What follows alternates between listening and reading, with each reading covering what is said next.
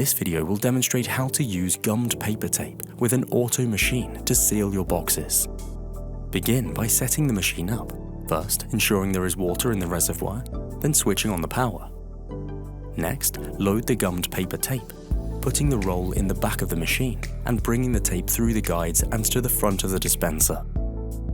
To operate the machine, press the relevant button on the required length of tape. For example, if you want a piece of tape 45 cm long for a 34 cm box, press the 45 button. Take off the prepared piece of tape and seal your carton. The best way to secure your parcel is to close the side flaps first. Then adhere your piece of tape to the long flap closest to you.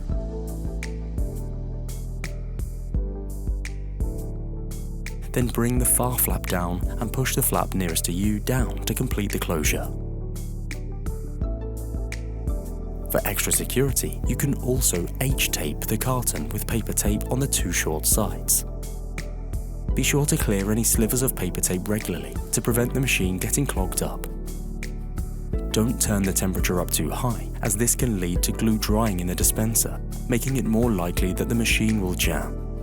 To clear a jam, use some narrow pliers to clear any tape, then clean the dispenser with a warm, damp cloth.